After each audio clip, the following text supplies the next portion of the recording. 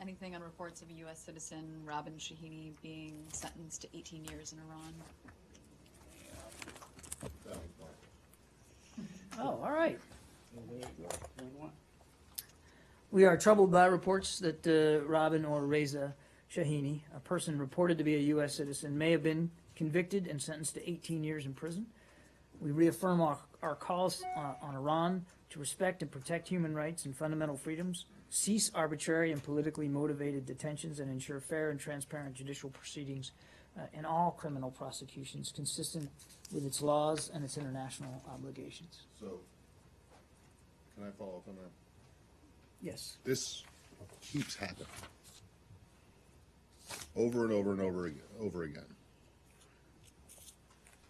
I'm presuming that the Secretary is still taking the opportunity whenever he speaks to Foreign Minister Zarif to raise cases of detained and missing Americans in Iran. Is that true? Is my presumption correct? Yes. So, has it crossed any? Excuse me.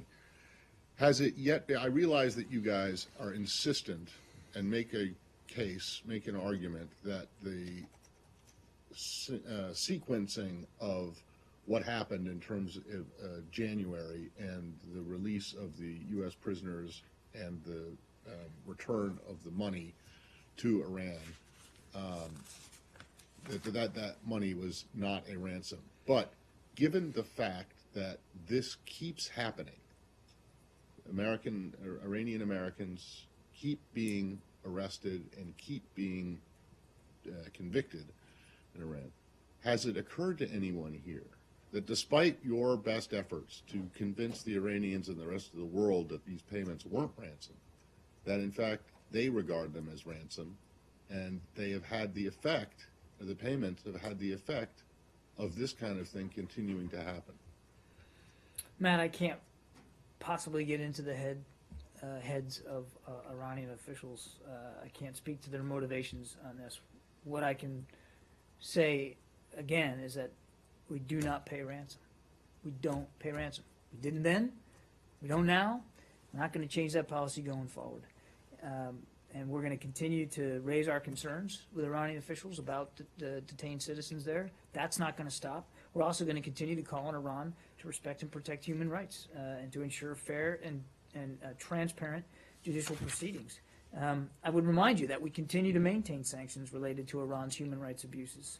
We continue to support the annual UN General Assembly resolution and the mandate for the UN Special Rapporteur on human rights in Iran. Let me finish.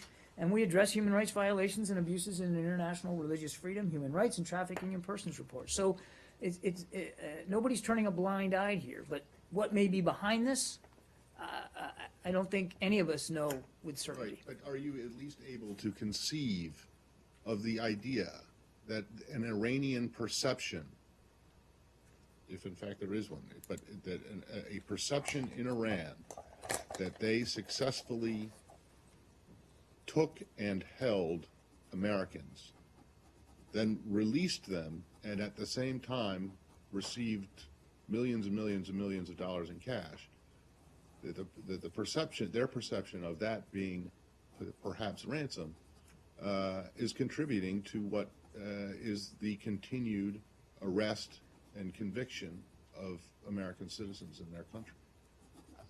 I would say, again, I can't speak to the motivation behind these detentions, but if there's a perception out there, if one of the motivations were to secure ransom, it is a false perception. It is wrong. It is. We are not going to. We haven't changed our policy. We're not going to change it forward. So, if somebody in Iran thinks that that's what's behind this, or that that's what makes for good decisions, they are patently wrong. John, there's also a report that Iran wants a $4 million